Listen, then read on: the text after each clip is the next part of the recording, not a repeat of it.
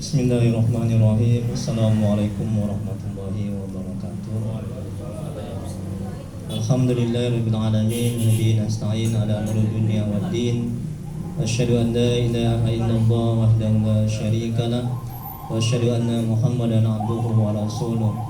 Allahumma shalli wa sallim wa ala alihi wa sahbihi ajma'in.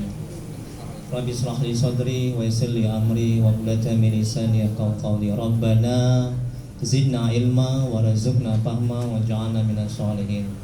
Ya Allah, ya Rabb, yang Maha Pengasih lagi Maha Penyayang, ampuni ya Allah dosa kedua orang tua kami. Ampuni ya Allah dosa kami ya Rabb.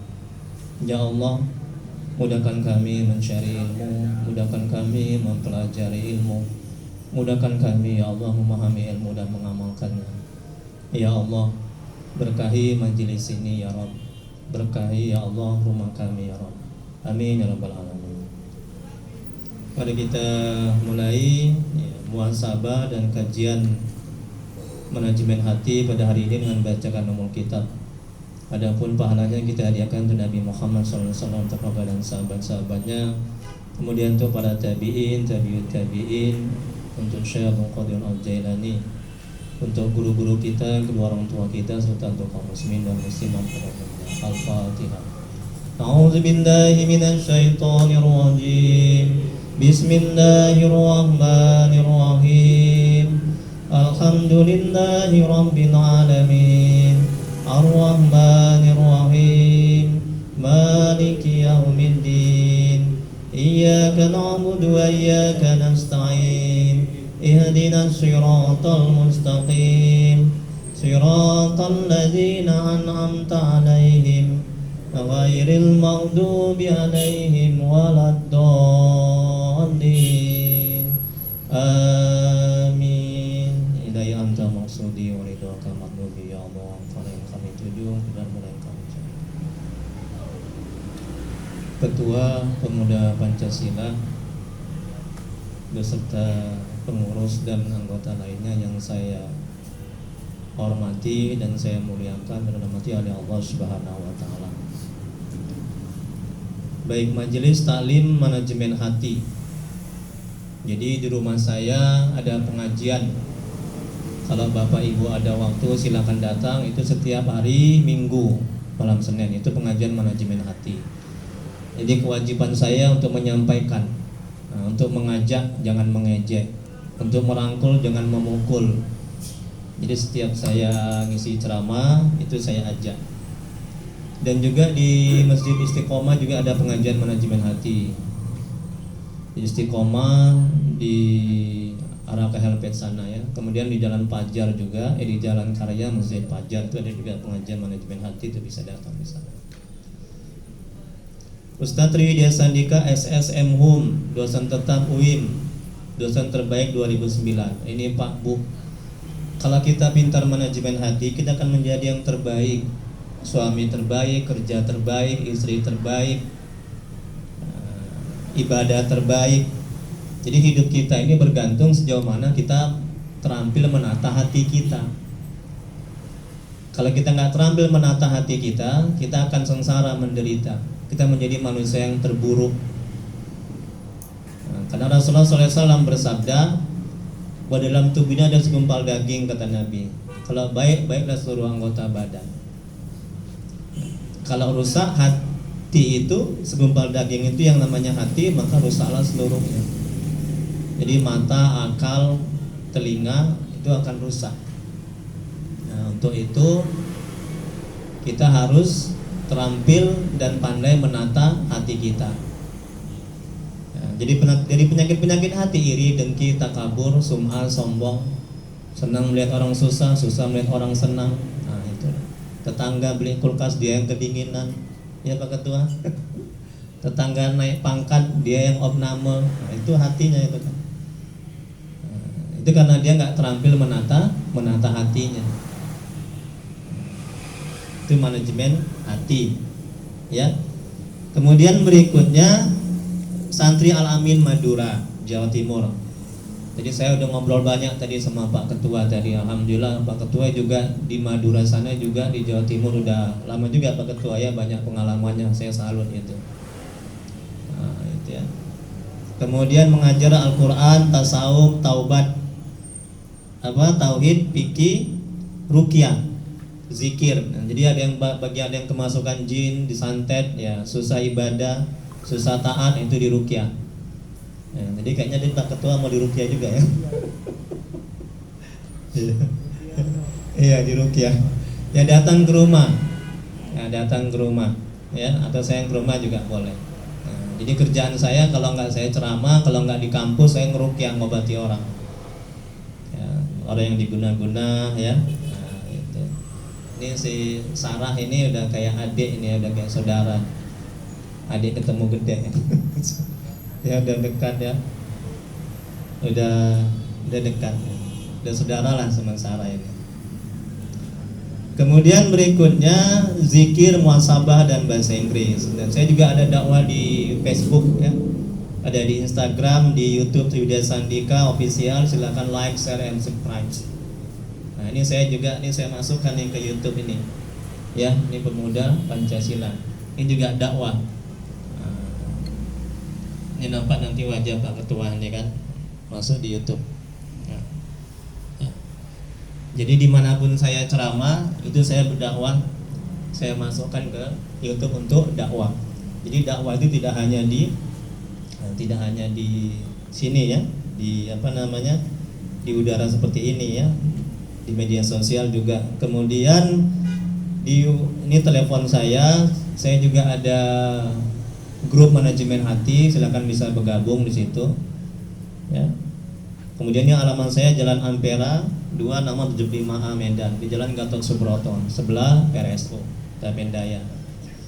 Dan kami satu komplek sama Sarah, tetangga. Nah, makanya saya dekat kali sama dia, tapi sekarang Sarah sudah pindah rumah. Baik, muhasabah. Jadi sebelum kita masuk tauziah muhasabah, ya kita muhasabah diri dulu sebelum kita masuk kajian manajemen hati. Jadi saya harapkan ini tadi kita dijadwal jam 2 ya. Sekarang udah jam 3. Nah, ini saya ada usul.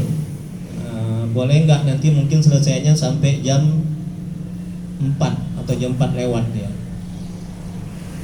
Bisa itu Pak Ketua? Bisa ya? Bisa Ibu Sarah? Saya. Karena ini kita udah terlambat tadi mulainya ya. Nanti kalau ajan nih kita berhenti dulu, kita lanjutkan. Tapi mudah-mudahan kita bisa selesai sebelum asar, kita usahakan. Tapi kalau nggak bisa ya kita lanjuti, karena ini muhasabahnya mungkin makan waktu sekitar 15 menit. Kemudian kita masuk kajian manajemen hatinya.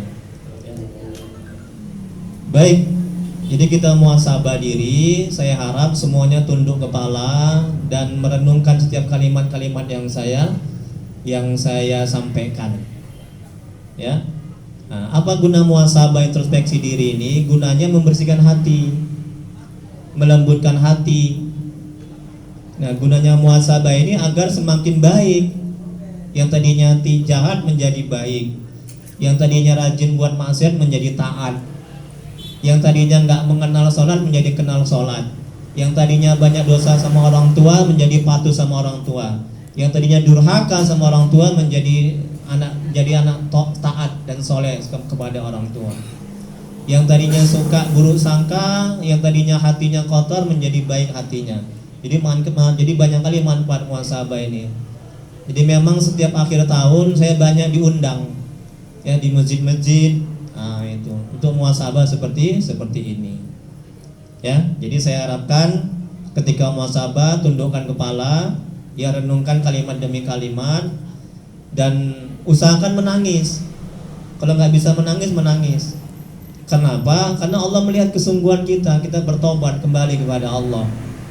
Allah melihat kegigihan kita untuk memperbaiki diri. Nah, ya insya Allah buah dari muhasabah ini Allah akan terima tobat kita, Allah lapangkan hati kita. Ya Allah akan berikan hidayah, petunjuk kepada kita sehingga kita mudah untuk taat kepada Allah. Baik Pak ya, bisa dimulai Pak, Bu? Bisa ya? Ya. Yang di luar dengar nggak itu? Nah, kalau nggak dengar dalam aja. Iya. Jadi harus pakai mic ini. Hah? 2 sini, satu lagi ya mic-nya. Biar yang luar dengar ya. Hah? Iya. Ya 1 2. Ya, jadi saya harapkan kalimat demi kalimat direnungkan, ya, direnungkan, kemudian bertobat kepada Allah, berjanji kepada Allah, ya. Usahakan kalau nggak bisa menangis. Biasa kalau saya buat muhasabah itu menangis kebanyakan, ya. Agar apa? Agar hati bersih, agar kita kembali, agar di tahun 2003 kita semakin baik, ya, semakin mudah untuk taat, semakin bersih hati kita. Kita tinggalkan keburukan-keburukan di tahun 2002 dan kita kembali dan kita memasuki 2023 ini yang akan datang ini dengan hati yang bersih, ya, dengan pikiran yang bersih, dengan tidak ada dosa. Amin ya rabbal alamin.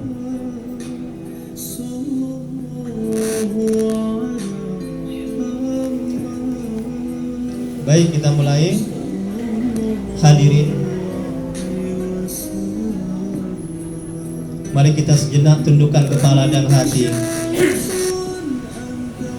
Hari berganti hari, semakin dekat dengan akhir hayat kita. Mau tidak mau, akan datang suatu saat hidup ini akan berakhir. Entah berapa lama lagi umur yang tersisa. Mungkin ada di antara kita masih tinggal beberapa tahun, bulan atau hari. Atau mungkin ada di antara kita pertemuan ini adalah pertemuan yang terakhir. Allah sudah menetapkan kapan kita akan pulang bila azal sudah tiba. Tidak bisa diakhirkan atau dimajukan walau sesaat. Hadirin, bila suatu saat malaikat maut menjemput kita, tidak ada sesuatu pun yang dapat mencegahnya. Bila saatnya tiba, apakah kita benar-benar siap dicabut nyawa kita? Bila saatnya tiba, apakah dosa-dosa kita sudah diampuni? Apakah orang tua kita ridho saat kita sakaratul maut? Apakah orang-orang yang kita zalimi, yang kita sakiti dan ambil haknya, sudah maafkan kita saat sakaratul maut? Apakah kita sudah minta maaf pada orang tua kita? Hadirin, sekarang renungkan, sudah berapa lama sepanjang hidup kita berani melawan orang tua kita? Sudah berapa lama sepanjang hidup kita berani membentak dan berlaku kasar kepada orang tua kita?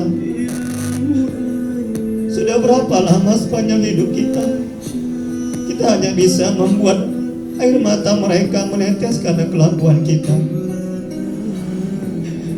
Hadirin, bayangkan kembali, seandainya saja kita mengalami seperti saudara-saudara kita yang tertimpa bencana. Ribuan orang menjadi anak yatim piatu dan mereka tidak mempunyai ayah dan ibu. Sekarang bukankah kita masih mempunyai ayah dan ibu? Tetapi bayangkan apa yang telah kita lakukan kepada orang tua kita. Bayangkan satu persatu. Kemarin, minggu lalu, bulan lalu dan tahun lalu, dosa apa yang telah kita buat kepada orang tua kita. Bayangkan, tolong bayangkan hadirin, dosa apa yang telah kita lakukan kepada orang tua kita seumur hidup kita. Hadirin, lupakah kita selama 9 bulan berada di dalam kandungan ibu kita dan dibawa kemanapun kita pergi? Lupakah kita selama 9 bulan berada di dalam kandungan ibu kita? Ia tidak pernah mengeluh. Bayangkan pada saat-saat itu betapa berat perjuangan ibu kita. Bayangkan ibu kita mual-mual dan tidak bisa tidur karena kita ada di dalam perut ibu kita. Bahkan ibu kita setiap malam berdoa, agar kita selamat dan menjadi anak soleh dan soleha. Betapa pengasih dan penyayang orang tua kita. Hadirin, bayangkan setelah 9 bulan kita di dalam kandungan ibu kita, ia pun berjuang untuk melahirkan kita dengan bersimbah darah dan terasa sakit yang amat sangat. Bahkan ibu kita rela meninggal dunia asal kita selamat. Ia berdoa agar kita selamat. Ayah kita pun begitu tegang dan khawatir. Ia memanjatkan doa agar kita selamat. Ketika kita lahir selamat, ibu dan bapak kita mengucapkan rasa syukur kepada Allah. Ibu dan bapak kita selalu terbangun di tengah malam karena kita menangis. Mereka tidak pernah istirahat dengan baik dan sempurna karena menjaga kita. Kemudian orang tua mengajari kita berjalan, dan mereka tidak pernah meminta balas atas jasa-jasa yang telah mereka berikan dengan tulus kepada kita. Sekarang bayangkan, tolong bayangkan, setelah apa yang telah mereka berikan dengan tulus, tapi kita malah membalasnya dengan berlaku kasar, menganiaya mereka, membentak orang tua kita, menghina orang tua kita, dan durhaka kepada orang tua kita. Pantaskah kita berbuat jahat, berbuat buruk dan zalim kepada orang tua yang sudah banyak berjasa kepada kita? Sudah berapa lama kita membuat orang tua kita menderita dan meneteskan air mata? Hadirin yang dirahmati oleh Allah,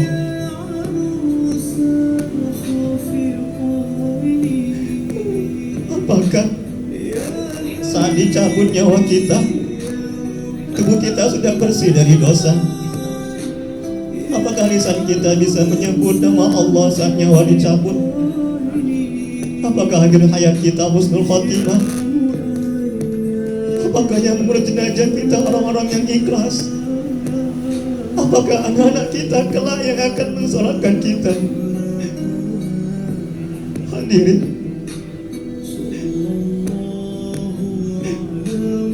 hadirin, tolong bayangkan, renungkan. Kenanglah ketika tubuh ini sudah menjadi mayat, tubuh ini sudah dingin dan kaku. Kalau kita sudah mati, tidak ada amal yang bisa kita lakukan. Waktu kita diusung menuju kuburan, tidak ada yang kita bawa selain kain kafan. Liang lahat untuk kita sudah tersedia. Tolong bayangkan, kita dimiringkan ke kiblat, kain kafan di wajah dibuka, lalu ditutup papan di sekitar tubuh kita, gelap dan sendiri. Tidak lama, tanah menimbun kita, orang-orang yang kita cintai. Beberapa saat berada di atas kuburan kita, dan perlahan-lahan satu-satu meninggalkan kita, pulang ke rumah. Kita harus siap bila azal menjemput kapan saja. Ya Allah, takut ya Allah, tolong kami ya Allah. Kami banyak dosa ya Allah, kami banyak maksiat ya Allah. Kami akan menderita kalau Engkau enggak ampuni dosa-dosa kami ya Rabb. Ya Allah yang Maha Pengasih dan Penyayang, jadikanlah pertemuan ini benar-benar pertemuan yang Kau ridhai ya Rabb, pertemuan yang penuh dengan ampunan-Mu ya Rabb. Inilah kami hamba-Mu yang bergelimang dengan dosa. Ya Allah, kami telah menzalimi pada diri kami sendiri. Jika tidak Engkau ampuni, jika tidak Engkau ampuni kami dan merahmati kami, tentulah kami menjadi orang-orang yang rugi. Ya Allah, terima taubat kami dan jadikan akhir hayat kami husnul khotimah. Ya Allah, Kami mohon keselamatan dalam agama, kesehatan pada badan kami, bertambah ilmu, berkah dalam rezeki, taubat setelah mati, rahmat ketika mati, keampunan setelah mati. Ya Allah, permudahkanlah kepada kami saat sakaratul maut. Selamatkan kami dari api neraka dan keampunan ketika dihisab. Ya Allah, tolong ya Allah, ampuni sebusuk apapun hidup yang pernah kami jalani. Ampuni kezaliman yang pernah kami buat kepada orang tua kami. Jangan pernah biarkan orang tua kami menyesal melahirkan kami. Berikan kesempatan sisa umur ini untuk membahagiakan bapak ibu kami. Ya Allah, ampuni dan sayangi orang tua kami. Muliakan sisa umurnya. Jadikan husnul khotimah ke akhir hayatnya, dan jadikan mereka ahli surga. Ya Allah, ampuni guru-guru kami yang menjadi jalan kami bisa dekat dan mengenal-Mu. Muliakan mereka ya Rabb. Amin ya rabbal alamin.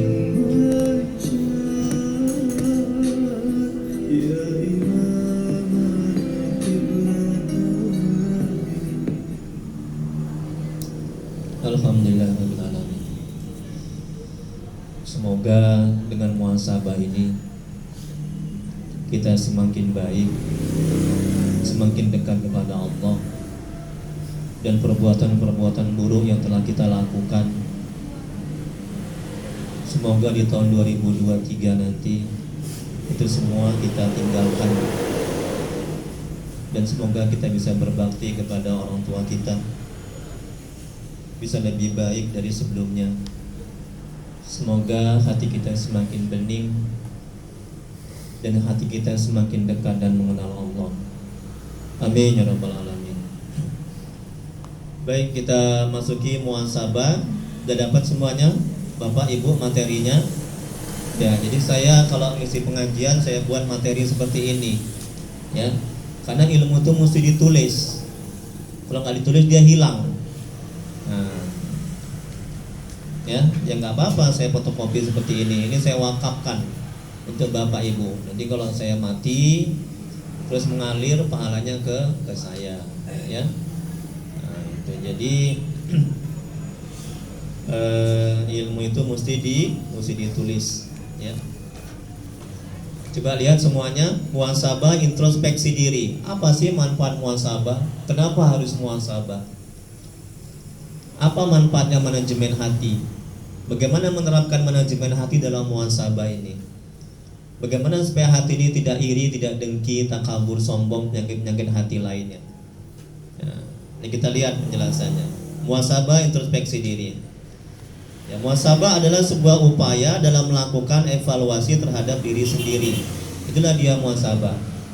Jadi kita evaluasi, introspeksi diri, perjalanan kita sampai akhir tahun 2002 ini.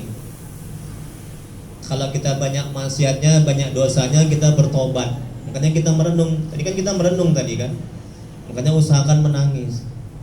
Dengan menangis itu hati kita akan lapang, akan tenang, dan Allah akan menurunkan rahmatnya, anugerahnya, hidayahnya ke dalam hati kita. Karena Allah melihat kesungguhan kita, ya, dalam memperbaiki diri itu. Kemudian dalam melihat kebaikan dan keburukan, evaluasi atau introspeksi diri tersebut terhadap hubungan hamba dengan Allah, hablum minallah. Jadi kita evaluasi bagaimana sholat kita, ibadah kita, hubungan kita kepada Allah. Kalau yang tadinya sholat kita bolong-bolong, diperbaiki. Kalau nggak sholat sama sekali, harus sholat. Inilah kita mau 2023, 2022 yang nggak sholat, usahakan sholat nanti. Bertobat kembali kepada Allah. Ya, jangan gini-gini aja. Nanti kalau dicabut nyawa kita belum siap, neraka tempatnya. Ya. Kemudian berikutnya, evaluasi introspeksi diri tersebut terhadap hubungan hamba dengan Allah, hablum minallah.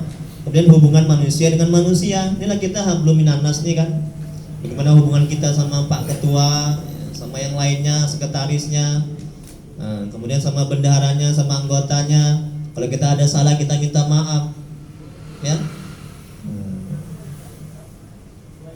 Karena tobat kita nggak diterima kalau kita belum minta maaf kepada orang yang kita zalimi, kita sakiti. Itu harus kita evaluasi, introspeksi. Kemudian berikutnya, serta hubungan manusia dengan dirinya sendiri, dengan diri kita. Apakah sudah kita penuhi hak-hak diri kita ini? Ya, hak mata, hak telinga, gitu ya. Kemudian berikutnya firman Allah Quran surah Al-Asr ayat 18. Saya orang-orang yang beriman, ini dalil dari muhasabah introspeksi diri, ya, dalam Al-Quran. Apa kata Allah? Hai orang-orang yang beriman, bertakwalah kepada Allah dan hendaklah setiap diri memperhatikan apa yang telah diperbuatnya untuk hari esok. Tengok kan? Kita udah tahun 2022. Apa yang sudah kita perbuat untuk hari akhirat, untuk bekal kita mati, amal kita sudah kita siapkan betul? Kalau belum, bertobat kita, mohon ampun kepada Allah. Ini kata Allah. Itulah introspeksi diri, muhasabah. Sungguhnya Allah Maha mengetahui apa yang kamu kerjakan. Dan Allah berfirman dalam Quran surat Yasin ayat 68, barang siapa yang kami panjangkan umurnya, niscaya kami kembalikan dia kepada kejadiannya. Maka apakah mereka tidak memikirkan? Ya. Dipanjangkan umurnya, dikurangi oleh Allah. Dulu waktu masih muda kita tahan duduk, betul Pak? Betul Pak Ketua? Ya kan Bu? Dan sekarang ini udah umur sekarang kita nggak kuat lagi, ya kan? Dulu mata kita ini masih tajam melihat. Nah sekarang Ibu Sarah udah pakai kacamata, udah kabur. Tapi makin manis. Ya. Dikurangi oleh Allah semuanya kan? Itu apa tuh maknanya Pak, Bu? Itu maknanya kita sudah dekat ke liang kubur. Itu maknanya Allah mengingatkan kita. Hai kamu yang sudah kupanjangkan umurmu, kata Allah, ingat kamu sudah akan ke liang kubur. Sudah kuambil, kata Allah, kenikmatan-kenikmatan semuanya. Yang tadinya dulu pengetua makan kambing bisa, sekarang udah nggak bisa. Yang dulunya apa lagi? Minum susu bisa, sekarang sudah nggak bisa. Dulunya kuat berjalan, sekarang nggak kuat berjalan. Dulunya rambut hitam, sekarang udah berubah. Banyak yang berubah ini kan, rambut kan. Nah, itu peringatan, itu tanda-tanda bahwa kita akan dipanggil oleh Allah menuju ke liang kubur. Itu makanya kita muhasabah, introspeksi. Sudah siap belum kita? Kemudian berikutnya Ibnu Katsir di dalam kitab tafsirnya menjelaskan bahwa Allah mengabarkan kepada anak cucu Adam, apabila ia dipanjangkan umurnya, maka Allah akan kembalikan mereka ke dalam keadaan lemah setelah kuat dan tidak bersemangat setelah bergairah. Jadi Allah nggak bilang, kamu akan kucabut nyawamu. Allah nggak bilang begitu, malaikat nggak bilang begitu. Tapi Allah kasih tanda-tanda, ya, untuk mencabut nyawa kita. Nah, yang tadinya itu tadi rambut hitam berubah, ya, kemudian mata yang terang menjadi kabur, tadinya kuat berjalan menjadi lemah. Itu tanda-tanda itu. Jadi kalau kita nggak peka hati kita, itu manajemen hatinya, ya, agar kita selamat dunia akhirat, hati kita mesti peka melihat tanda-tanda yang diberikan oleh Allah. Nah, kalau enggak kita nauzubillah, ya, sengsara menderita, nauzubillah. Kemudian berikutnya firman Allah Quran surah Al-Ahqaf ayat 15. Ibunya mengandungnya sampai menyapinya adalah 30 bulan. Sehingga apabila dia telah dewasa dan umurnya sampai 40 tahun, ia berdoa, ya Tuhanku, tunjukilah aku untuk mensyukuri nikmat Engkau yang telah Engkau berikan kepadaku. Nah, ini umur 40 tahun. Nah, ini bapak-bapak semua sudah lebih dari 40 tahun. Harus hati-hati. Umur 40 tahun, kalau dia setelah 40 tahun dia baik, baiklah dia itu. Tapi kalau setelah umur 40 tahun dia nggak baik, Ibu Sarah berapa umurnya? 40, siap-siap. Ini kata Allah dalam Al-Quran. Nah, kalau umur 40 tahun itu mulai startnya umur 40 tahun. Kalau baik, baiklah dia itu selamanya sampai dia mati. Kalau dia jahat, jahatlah dia itu. Nah, makanya itu peringatan. Ini kata Allah. Nah, makanya yang udah 40 tahun ke atas, siap-siap, harus betul-betul dia berada dalam ketaatan. Jangan lagi nggak sholat, jangan lagi bolong-bolong sholatnya, ya, jangan lagi buat maksiat dan dosa. Nah, ini bahaya ini, ya. Nah, kemudian berikutnya kita lihat apa penjelasan kata ulama Jalaluddin Al-Mahali dan Jalaluddin As-Suyuti, semoga Allah merahmati dan meridai mereka berdua. Dalam tafsirnya menyebut, perhatikan Bapak Ibu, awal kematangan berpikir dan kematangan emosional seseorang terjadi pada usia 30 atau 33 tahun. Sementara puncak kematangan manusia jatuh pada usia 40 tahun. Jadi 40 tahun ini umur yang sudah matang, ya, bisa membedakan mana yang baik dan mana yang buruk, dan bisa mengingat tentang akan akhirat, akan hari kiamat, dan bisa merenungkan dan mempersiapkan bekal akan mati dia nanti umur 40 tahun. Jadi jangan lagi kayak anak-anak sudah umur 40 tahun. Di sini ada yang di bawah 40 tahun, Pak. Ada yang di bawah 40 tahun? Enggak ada kayak. Enggak ada ya? Enggak ada. Semua di atas 40 tahun. Kemudian berikutnya kata ulama, selain itu, angka 40 tahun juga muncul dalam hadis Rasulullah SAW yang dikutip oleh Imam Ghazali, semoga Allah merahmati dan meridhoinya. Manusia dengan usia 40 tahun dinilai memiliki kematangan mengolah data dan mendayagunakan akal. Oleh karenanya jalan hidup, ini coba perhatikan di garis bawah ini Pak, Bu. Jalan hidup seseorang hingga akhirnya dapat dilihat setelah usia 40 tahun. Tengok kan kata ulama kan. Jadi kalau hidupnya dari mulai setan 40 tahun hidupnya itu baik, taat agama, soleh dia, soleha, nanti sampai dia mati taatlah dia itu. Nah, ya, jadi sekali lagi, ya, bagi yang sudah 40 tahun belum juga bertobat, masih ada pintu tobat, betul. Selama nyawa masih di kandung badan. Tapi kalau ada nyawa di kerongkongan, bertobat udah nggak bisa lagi. Nah, tadi kita muhasabah, merenung. Ya, dikasih kesehatan, jangan lagi buat maksiat, jangan lagi nggak sholat, jangan lagi hura-hara sana kemari ya. Nah, itu. Kemudian berikutnya Imam Ghazali, semoga Allah merahmati dan meridhoinya, mengutip sebuah hadis Rasulullah SAW bersabda, ini tolong perhatikan Bu Pak, orang yang melewati usia 40 tahun dan kebaikannya tidak melebihi keburukannya, tengok, hendaklah ia menyiapkan diri untuk neraka. Ini kata Nabi. Saya ulangi lagi, kata Nabi, orang yang melewati usia 40 tahun dan kebaikannya tidak melebihi keburukannya, artinya banyak kali dia buat maksiat dan dosa mulai setan 40 tahun.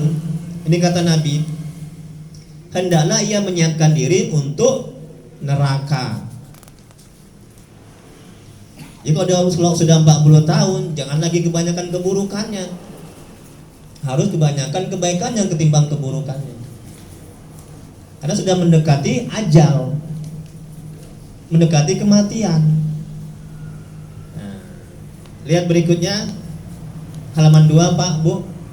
Rasulullah SAW bersabda, orang yang pandai adalah yang menghisap, mengevaluasi dirinya sendiri serta beramal untuk kehidupan sudah kematian. Sedangkan orang yang lemah adalah yang dirinya mengikuti hawa nafsunya serta berangan-angan terhadap Allah. Inilah evaluasi diri, introspeksi diri. Itulah orang yang baik, orang yang beruntung. Sedangkan orang yang celaka, dia nggak mau menghisap diri, nggak mau mengevaluasi diri. Dia menganggap dirinya itu sudah baik. Semakin banyak kita menghisap diri, semakin banyak kita muhasabah diri, introspeksi diri, semakin bersih hati, semakin kita mempersiapkan bekal kita untuk mati. Makanya penting muhasabah itu setiap hari, jangan setiap tahun. Ya Bu ya, ya Pak ya. Nah, habis sholat kita muhasabah apa yang sudah kita lakukan sama istri kita, sama anak kita. Sholat kita udah benar atau tidak. Nah, kerjaan kita ada yang haram tidak, itu kita muhasabah, introspeksi. Kemudian berikutnya Imam Hasan Al-Basri, semoga Allah merahmati dan meridhoinya, berkata, seorang hamba masih berada dalam kebaikan selama ia ada yang memberi peringatan dari dalam dirinya sendiri dan apabila muhasabah senantiasa menjadi pusat perhatiannya. Dan berikutnya Ahmad Rifai, semoga Allah merahmati dan meridhoinya, berkata, rasa takut akan melahirkan muhasabah Muhasabah akan melahirkan muraqabah, dan muraqabah akan melahirkan sikap selalu menyibukkan diri untuk Allah. Kemudian Syekh Imam Abdullah Haris Muhasibi, semoga Allah merahmati dan meridhoinya, berkata, periksalah diri dengan perhatian yang dinamis, yaitu perhatian yang berkelanjutan dan terarah, sebagai wujud kekhawatiran akan kerusakannya. Dengan begitu engkau tengah memotong jalan maksiat, menghindari dari iblis, dan membuka pintu kebaikan. Periksa diri, kata Al-Imam, introspeksi diri, muhasabah. Kemudian berikutnya Umar bin Khattab, semoga Allah merahmati dan meridhoinya, berkata, hisablah, buatlah perhitungan untuk diri kalian sendiri sebelum kalian dihisab. Tengok itu Pak Bu. Dan timbanglah diri kalian sebelum kalian ditimbang, dan bersiaplah untuk menghadapi hari yang besar, yakni hari diperlihatkannya amal seseorang, sementara semua amal kalian tidak tersembunyi darinya. Jadi kalau kita rajin menghisab sekarang diri kita, menghitung diri kita, ya, dosa kita, maksiat kita, amal ibadah kita, pahala kita, nanti kita di hari kiamat akan ringan hisabnya. Kemudian berikutnya, yang mana sekarang Bu? Syekh Imam Abdullah Haris. Itu sekarang Syekh Imam Abdullah Haris Al-Muhasibi, semoga Allah merahmati dan meridhoinya, berkata, tanpa evaluasi diri, ini kata Al-Imam, amal kebaikan tidak akan pernah sempurna. Tengok kan, tanpa muhasabah, tanpa evaluasi diri, amal kebaikan tidak akan pernah sempurna. Kerja kita tidak akan pernah sempurna, ibadah kita tidak akan pernah sempurna. Ini evaluasi. Ini saatnya tahun 2002, ya, yang akan kita songsong 2023. Evaluasi, introspeksi diri. Bila tidak ada evaluasi, maka tidak akan ada pula kebaikan. Meninggalkan evaluasi diri berarti seperti orang yang kalah dan tunduk kepada musuhnya sampai hancur, sedangkan kau tidak menyadarinya. Kemudian yang terakhir, Syekh Imam Abdullah Haris Muhasibi berkata, semoga Allah merahmati dan meridhoinya, tabiat nafsu selalu menghargai kepintaran dan kebenarannya sendiri. Atasilah dengan menasehati dirimu sendiri dengan mengatakan engkau tolol, bodoh dan ilmunya hanya sedikit. Ini cara menundukkan nafsu. Nafsu itu jahat, ya, nafsu itu merusak. Musuh kita dua, setan dan hawa nafsu. Kalau kita tidak mengevaluasi, tidak introspeksi, ya, tidak muhasabah terhadap nafsu ini, nah, kita akan hancur. Dan kemudian yang terakhir, manfaat muhasabah, Allah ridho dan mendapatkan pahala karena sudah menjalankan perintah Allah. Yang kedua, termotivasi untuk memperbaiki dan meningkatkan amal ibadah. Kita jadi termotivasi, ya, kerja kita evaluasi, ibadah kita evaluasi. Ini juga organisasi ini kan, pemuda Pancasila, Pak Ketua, dievaluasi juga, ya kan Pak Ketua? Menjelang tahun 2023, apa yang masih kurang kita tingkatkan, ya kan? Apa yang sudah baik kita perbaiki, kita apa namanya? Kita terus perbaiki. Yang sudah baik dipertahankan, yang belum baik ditingkatkan. Itulah muhasabah, evaluasi, ya. Nah, organisasi, rumah, ibadah, kerjaan, evaluasi. Itu penting itu. Kemudian berikutnya, menjadi ringan hisab pada hari kiamat jika sering muhasabah diri. Yang keempat, muncul kesadaran dalam hati akan kekurangan, kelemahan dan keburukan diri. Yang kelima, manfaat muhasabah, amal ibadah menjadi sempurna dan bersih dari penyakit-penyakit hati. Ini manajemen hatinya, agar hati bersih dari penyakit-penyakit hati, iri, sombong, takabur, ya, dendam. Kita harus sering muhasabah, sering evaluasi diri, introspeksi diri. Kalau enggak, itu akan bersarang aja penyakit hati dalam hati kita. Kemudian manfaat muhasabah yang keenam, hawa nafsu menjadi lemah dan terkekang untuk berbuat keburukan. Yang ketujuh, menimbulkan rasa syukur atas nikmat yang telah Allah berikan. Yang kedelapan, tahu dan kenal kualitas diri, sehingga tergerak hati untuk menggali. Kita nggak tahu kualitas diri kita, kemampuan kita, ya kan, kelebihan kita. Kalau kita nggak evaluasi diri, muhasabah, itu dia. Kemudian yang terakhir, timbul paham dan sadar di hati terhadap perintah Allah dan larangannya. Kemudian yang ke-10, benteng dari godaan setan dan menghapus dosa-dosa. Wallahu a'lam. Hanya Allah yang maha mengetahui. Ada waktu sekitar 7 menit, saya buka pertanyaan. Gitu, Pak Ketua, boleh? Kalau enggak juga nggak apa-apa, tutup dengan doa. Boleh, silakan. 7 menit. Mau menjelang ajan. Ada Bapak Ibu pertanyaan tentang ini atau tentang yang lain juga boleh, tentang sholat ibadah. Ya, silakan Bapak yang dimuliakan Allah. Semoga Allah membalas kebaikan Bapak. Dituliskan Ahmad Rifai Al-Rifai berkata Iya. rasa takut akan melahirkan muhasabah. Iya. Muhasabah akan melahirkan muraqabah. Iya, pinter. Jadi yang dimaksud dengan muraqabah itu apa? Bagus sekali pertanyaannya ya. Semoga Allah membalas kebaikan Bapak. Ustadz Ahmad Rifai, ini ulama, semoga Allah merahmati dan meridhoinya. Halaman 2 Bu, Pak, coba lihat. Berkata, rasa takut akan melahirkan muhasabah. Ya, takut dia masuk neraka, maka dia muhasabah, evaluasi diri. Iya kan? Nah, sehingga dia memperbanyak amal ibadah. Kemudian berikutnya, muhasabah akan melahirkan muraqabah. Jadi akibat dia muhasabah, evaluasi diri terhadap ibadahnya, ya, terhadap hubungan dia sama Allah, sama makhluk, itu akan melahirkan muraqabah. Muraqabah itu adalah merasa diawasi, ditatap oleh Allah. Masya Allah. Jadi kalau kita rajin muhasabah, introspeksi diri, evaluasi diri atas ibadah kita, penyakit-penyakit hati kita, nah, kemudian kita akan merasa dilihat, ditatap oleh Allah. Itu akan Allah berikan ke dalam hati kita, ke dalam diri kita, buah dari muhasabah, evaluasi, introspeksi diri. Tapi kalau kita jarang muhasabah, jarang evaluasi diri, Allah nggak akan berikan muraqabah, merasa diawasi dan ditatap. Ini manajemen hatinya, Bu. Oh Bu, Pak, manajemen hatinya agar kita terhindar dari buat maksiat dan dosa dimanapun kita berada. Nah, kita muraqabah, merasa diawasi, dilihat dan ditatap.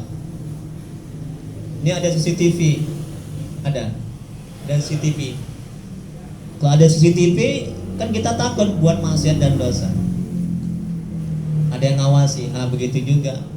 Kalau kita rajin muraqabah, rajin muhasabah, nah, Allah akan memberikan rasa muraqabah di hati sehingga kita terhindar dari maksiat dan dosa. Jadi muhasabah, muraqabah. Rajin muhasabah, evaluasi diri, maka Allah akan berikan rasa muraqabah, merasa diawasi, dilihat dan ditatap oleh Allah. Gitu, Pak. Alhamdulillah. Ada lagi yang lain, Ibu?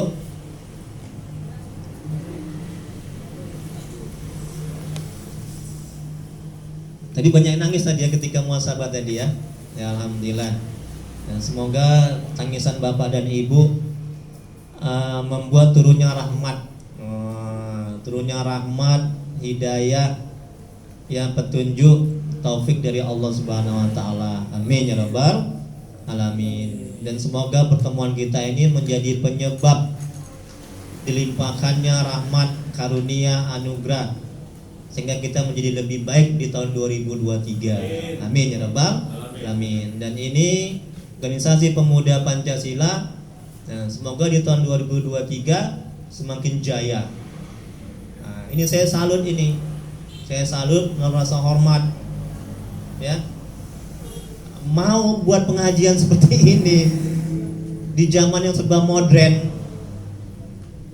Ya, itu luar biasa itu. Datang aja, duduk, diam, tidur, gak ada masalah. Ini semuanya melek matanya, memperhatikan. Itu hebat, luar biasa. Ya. Jadi mudah-mudahan ini bisa istiqomah. Jangan hanya sekali aja. Jadi tergantung niat, Ustaz. Niat ya Pak ya. Betul, tergantung niat. Kalau nggak ada niat nggak jadi. Masya Allah. Nah, ada hadis Nabi Rasulullah SAW bersabda, barang siapa yang berkumpul yang di dalamnya tidak ada dibuat zikir itu maksudnya buat pengajian seperti ini, maka kumpulan itu kumpulan bangkai. Nah, maka diusahakan ini istiqomah terus menerus, jangan sekali aja. Ya, paling enggak entah sebulan sekali atau kalau nggak bisa seminggu sekali, sebulan sekali, atau 2 bulan sekali. Jadi intinya ada pengajian. Karena jiwa ini, hati ini di manajemen hatinya. Hati ini kalau nggak diingatkan dengan ilmu-ilmu agama, dia akan rusak. Karena harus diingatkan. Wallahu a'lam. Ada lagi yang lain? Belum kita doa? Doa? Ada?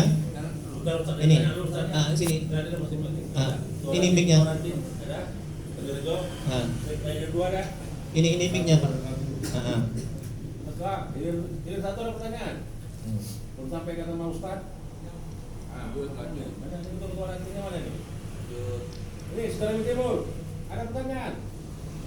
Jangan ngobrol aja. Ini mendelir ada. Mana lagi? Mana yang lagi belum panggil nih?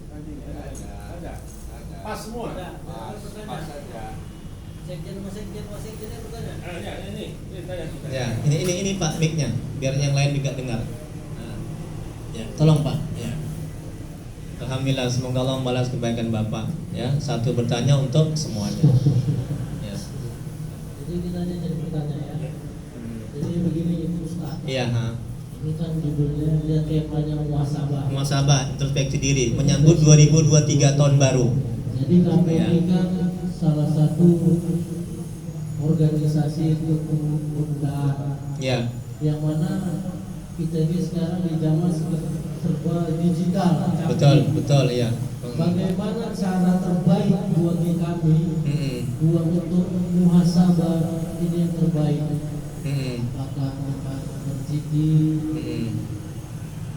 Jadi saya bertanya, bagaimana cara muhasabah yang terbaik untuk kami ini kaum milenial? Iya. Bagaimana cara muhasabah